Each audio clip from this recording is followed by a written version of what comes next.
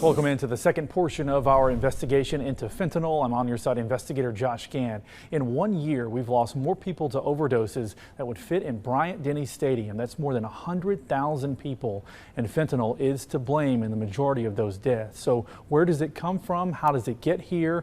Jonathan Hardison went in search for answers.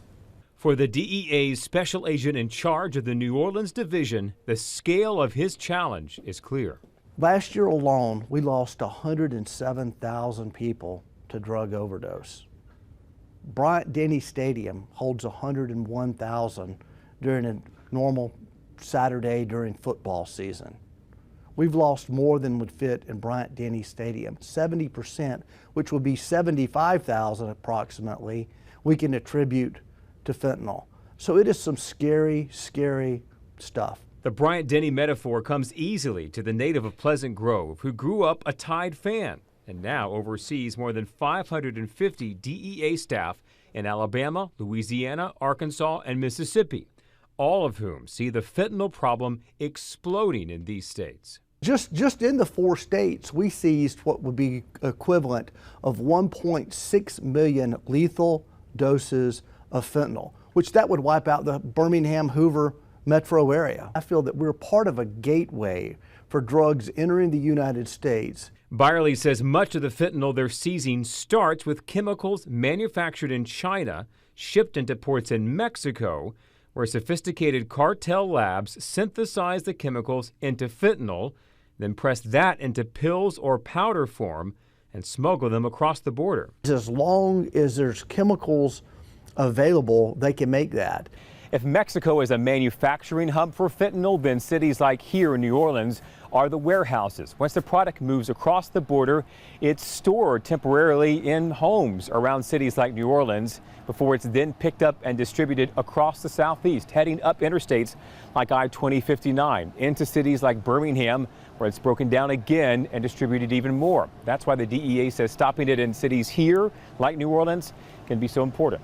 These are major key routes used by these drug trafficking organizations. Highways are such a key network for the drug trafficking organization, but the superhighway is social media. That network is growing in the comments section of posts your kids may be seeing on TikTok and Instagram, where sequences of emojis can mean much more than meets the eye.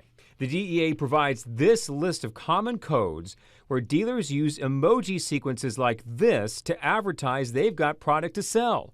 And either dealers or buyers can request certain kinds of drugs using emoji sequences like this. Right. The dosing is only getting more deadly, which would seem from a commercial standpoint to be a bad business plan if you're killing off your customers. But to the point you make, they don't care? They don't care. They want to drive addiction. You know, in my opinion, this is seriously a form of domestic terrorism. What should we be doing as a society, perhaps on the demand side of this equation, to try and reduce the demand that creates customers? The thing families need to do, they need to sit down with their teenagers and their kids, and they need to have these discussions with them about how dangerous these pills out on the streets are. Don't take any pill that was not prescribed to you by your doctor. Don't take a pill from a friend, no matter where they tell you it might have come from.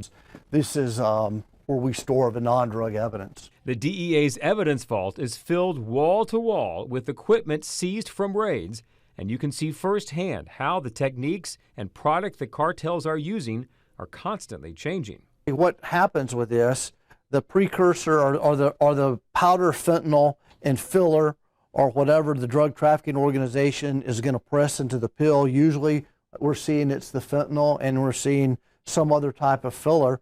They'll place that in there, and then this wax would make the capsule, and it will spit out a pill. This one can make as many pills as quickly as you can turn the handle, and as much ingredient as you can put, or precursor chemicals or fentanyl in there. It can make a pill as quick as you can turn the handle. What the agents learn here, they're sharing with local law enforcement across the New Orleans region, who are just as likely to encounter the product made in these presses and the dangers they present. So what we have here is our DEA clandestine laboratory truck, and on certain occasions we'll do a search warrant or we'll do a seizure at a certain house, and we will know that there's fentanyl there based upon drug traffickers that we've arrested or seizures that we've made. And for safety purposes, one of our agents from our special response team will dress up in the hazmat suit and handle maybe the pill press or some of the precursors in there, because the fentanyl, you know, just at 2 milligrams is a lethal dose. So we don't want to be getting any of that on our skin. We definitely don't want to be breathing any of that in. So as a precaution, we will then dress up in the hazmat suit. The DEA can deploy this clandestine lab truck to busts where they expect to encounter fentanyl.